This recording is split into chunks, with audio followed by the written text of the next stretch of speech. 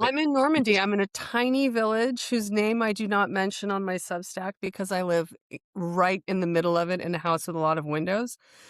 Uh-huh. In a region of Normandy called Le Perche or the Perche, if you want to English, make it English. Okay. It's Well, I don't. Normandy that's not the beach. That's not landing beaches. It's not cliffs over the English Channel. Mm, It's inland pasture, rolling hills, a lot of cows, not a lot of people. yeah. Well, now, when you started it, had you done a bunch of memoiristic writing?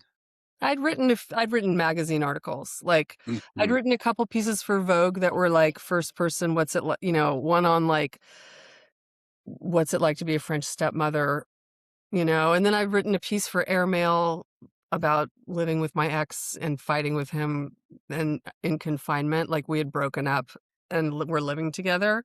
mhm, Which was for like a year and a half before our house sold, and so I wrote a piece in the throes of the pandemic, like, in the throes of COVID, which is also neurological, if you recall.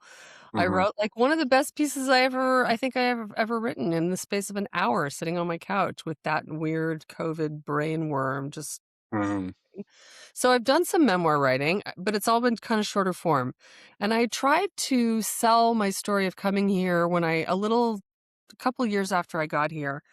And number 1, I don't think that I had fully cooked yet, mhm, mhm, and I worked with an agent, we were working on a pitch for America, and it just felt like America wanted, like, very misty-eyed, the joys of rural France, like, something very romantic and kind of, for me, a little sappy and just not that honest. And so then we thought about trying to sell it in the UK, and I actually got an offer for it, uh, that just with a great publisher who I'd worked with as a ghostwriter, but and an editor that I really love, but the money was just so I we put it away. I tried to develop some other stuff memoir wise. It was much more raw material that was just turned out to be impossible to do about my father. mm, mm. Speaking of ghetto celebrity, my father was not a ghetto celebrity, but he was a definitely a kind of a anyway, more on him in a minute, more on them in a minute. But Yeah. anyway, so I tried to sell something, it just blah, blah, blah didn't work out. So I'm kind of it's maybe time to revisit the first idea. Yeah. Well, we can talk about your father and my father, but I want to ask, like, what's the most difficult part of sustaining that over a period of, I don't know how long you did it, months and years, right? Well, for the Substack, it was easy because I was really conscious of not giving people long ass fucking narratives. Mm, This is intruding on people's inboxes. For me, it was started off once a week and then ended up being twice a month. That's still like, you want yeah. people to read you. You don't want to be in their face too much. Or if you are, you want to give them something, you know, Mhm. digestible. I put it on Sunday because for me, it's kind of a leisurely, reflective read. So, um, the hardest part of sustaining it, it wasn't that hard because it was in a weird way, it was like doing I don't know. A friend of mine reread some of the pieces that I wrote not too long ago and he was like, it's so much better when you slow down and you take a breath and you really try to put Mm. the reader where you are. And when I reread some of those chapters that I've written, there's 44 of them, by the way. They're still available on my Substack, All An right. American Who Fled Paris. They make me laugh. They make me laugh. Or is it The American Who Fled Paris? I did this An American Who Fled Paris. I can't Oh, fucking remember. and I love that you cannot remember that. That article is a very important article. The It's a the really important article, although, whatever. Anyway, I lost the plot of what I was saying. Well, we were talking about the difficulties, but I wanted to take you to the part about your father because you and I have been talking offline about the parallels between your father and the father in Ghetto Celebrity now on Ye sale. Now But on sale. what are the similarities you were talking about? Maybe you could expand on that. Well, okay, so you and I have very different backgrounds. That's Mhm. probably visually apparent. And I'm Jewish, so there is that. Exactly. I am Mormon. I am of West Los Angeles, Democrat, Mormon, just lots of Mm. things. They Um welcome. lawyer dad, like professional class, middle class, went to private school, all that kind of shit. But Mm, like you, I had a flaky, glamorous, legendary dad who was more meaningful in some ways by his absence than he was by his presence, who really fucked up as a younger when I was quite impressionable and young, and later in life spent a lot of time trying to make up for that. My father and I had a lot more resolution than you and your father did. Although mhm. I reread your book. I loved every second of it even more than I did the first time, but there was not a lot of real serious closure there. I wonder if there's more to tell in the ensuing years. I expect there is, but No, actually, that's the thing. There wasn't, and I also think that life. He died happy that that book was written about him, no matter because he's a how celebrity. poor. Nailed him. Yeah, all he wanted. Sure, he had to be a bad dude, but he got famous being that bad dude. But there wasn't resolution, and I'm assuming you have had more. You Oh just yeah. made it through with that. I've had I worked on it really hard with my father starting from when I was in my 20s. But as shady, glamorous genius dads do, he continued to fuck up, even though we mended a lot of fences as I was a young adult.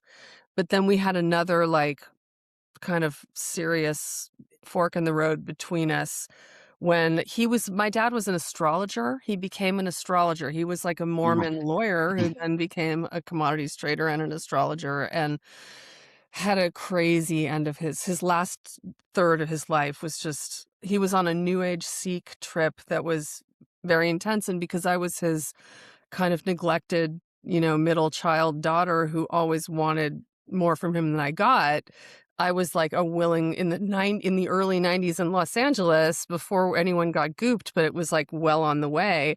I was just like a willing receptacle for all of his new age stuff.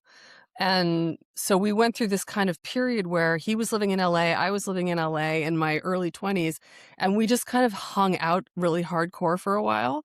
But in mhm. that, and he took me on to all these like healers and hypnotherapists and body workers and tarot card readers. And he became obsessed with this one tarot card reader. He wouldn't do a thing without her. And so I got this weird, like intense, like marination in insane LA new age, whatnot.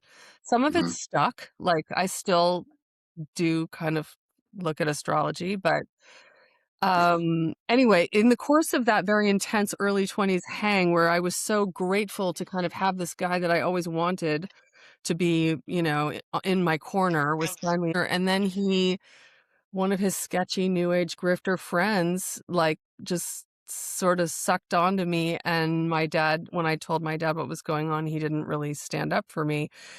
N- A lot of times dads don't really change their spots, even though they change their spots. mhm, We mhm. had a lot. So we had more go rounds later on in life of resolving and talking. And I was with him when he died, and I was very present as he was ill and dying. And had the conversations we needed to have. We did all the stuff. So in that sense, like but it became like, it was because I worked my fucking ass off at it. And it was like one of those kind of cheat, like what I loved about your book was that you had this pebble in your shoe about your dad. You couldn't let him go. And even when it was like, okay, fine, I'm just doing it for the gig, like, sure, fine, I'll go talk to my dad.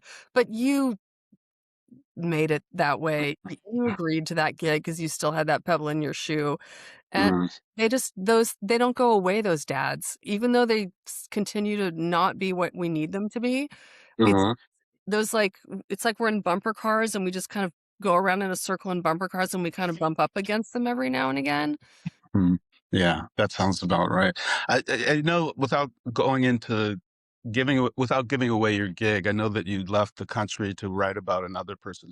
When you do nonfiction storytelling and it's not autobiographical, do you feel like it's easier or more difficult to do that kind of nonfiction writing? I actually find that I like writing people's memoirs with them more than I like doing journalistic books on somebody's behalf. Mm-hmm. That, like, I think there's something about, I don't know, maybe I'm just have a squishy center where that stuff is concerned, but I just feel like I'm good at pulling stuff out of people. I don't Yeah, know. And yeah. and I think I have a good perspective on people's struggles. I feel compassionate towards their I don't know, I think it's I find the more I do this with working with people on memoirs, it's like it gets very close to therapy. I'm not a therapist. I would never but you create a big space to just witness and sort of contain somebody's and they don't necessarily see the structure for their story and you're there to kind of provide the framework, but you have to there has to be so much that comes out in that process and there's something very beautiful about that space that you create with someone else where you're like, okay, I'm here to build a scaffolding around this, but you just are there to kind of receive a lot of stuff. And a lot of times they make connections on their own while you're going through that they might not have made without you being there, but you're just there to like catch all the raindrops, you know? It's a Mhm. very I really love that. So I definitely like doing that. I don't dislike doing the journalistic books. They're also great. They're huge challenges, really. Yeah. No, you answered all of the questions I had in that one because I feel like people when I'm interviewing people about their lives, they don't really know the arc or the structure of it. It's just and when we impose these structures on them, they're semi-artificial, but they're what you got to do to make the story work. Yeah, well, thank you for talking to me about all this stuff because I joke that I don't really understand what I did with the book. When I reread it too a couple times this year, and I Mhm. saw that I saw things I was doing today that I didn't see while I was writing them, Like and, what? well, I think my father's, there's sort of a forgiveness to him in this book that Yes. I did not feel. There's Fine. this bit on The Simpsons where, Marge, draws Mr. Burns naked, and he says at the end, he goes, "Thank you for not making fun of my genitalia." And she says, "I thought I did."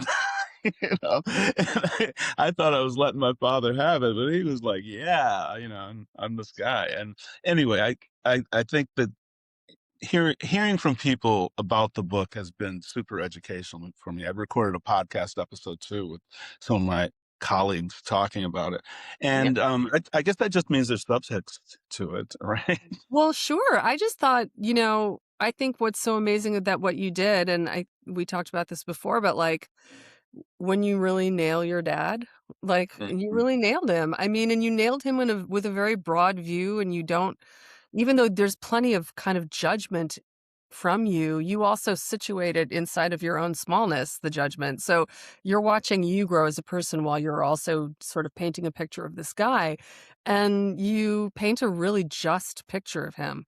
And Mm, there's something and I feel like the word justice is so important for kids who didn't get enough of their parents, you're always searching for justice mm, somewhere for the rest of your life, and you kind of created that justice by painting such a totally accurate, unsparing, tight picture of the guy. And I mm, do think there's a broader vision than maybe you felt like you had when you were writing it, but I definitely see it there. yeah.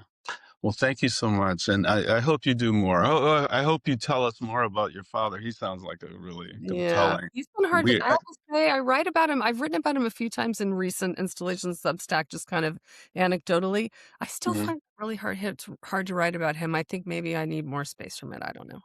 hmm, That's why I interesting. was so admiring of you. Also, all the beautiful work that you did with your mom in the book. Like, you really got your parents in a very big, great way. Thank you. I think it's nice that people know them now that they're gone. They're still alive in some sense in that way. I mean, I was certainly wasn't setting out to memorialize them, but it kind of worked out that way. You Well, know? if you Yeah. paint a true and loving picture, a true and loving, which should be the same thing, Yeah. picture of them, then it is a memorial to them that will, that will last. And here's the example is your book is what? How many years now? It's been 23 years. Yeah, yeah, yeah. And it's great to see that it's finding an audience. I get this thing now where because it's only been out for a few weeks, that Mhm. so much better than I expected it to be, which is a compliment, but also backhanded Well, compliment. because I mean, I think a lot of your readers on Substack don't understand how much of like a great prose stylist, like you do great stuff, but you have to cook, you need to get cooking a little bit. And sometimes the shorter form of Substack doesn't let you cook to the extent that you're capable of. And you have a very sophisticated way of cooking. My ex-wife used to say it takes me 3,000 words to get warmed up. Maybe. I don't But know. But I love what you write on Substack too, and I think I like the way your stuff goes. I mean, I think it's really fun to read and it's really respectful of the medium. But there's this whole other side to your writing that, people should buy the book and enjoy. thank you, Alex. Such a blast to see and talk to you. I wish I was in your presence. I saw you 18 months ago, maybe, right? We Yep. saw it in LA.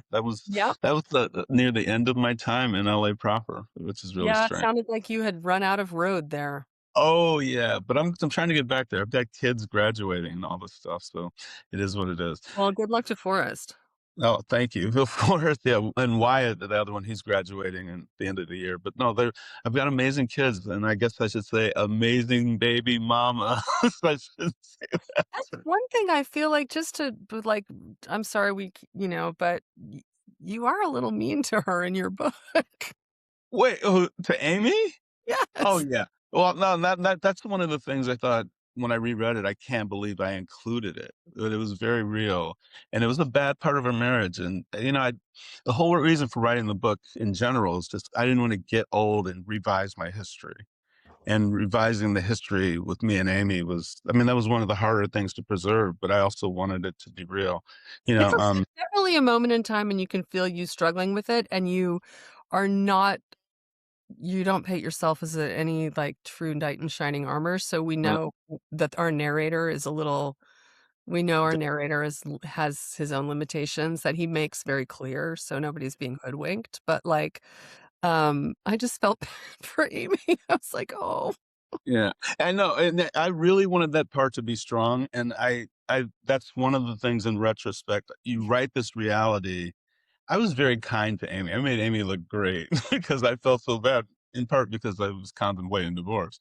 And it takes two to tango. But if there was ever a place where what do you would call it, the license of creativity or creative license was enacted, that was there. I gave her she Amy did very little wrong in that book, but I was a total dick, and I was a dick. I won't pretend I wasn't. Anyway, but the fact that you still like me after that thing says something. Yes. I know Yeah, you. yeah, yeah, and, I don't know, thanks for being on and doing this with me. I Sure. do My wanna pleasure. is it I love your book. I'm so happy to talk about it with you. Yeah, well, thank you, and we got the time difference, and we negotiated it.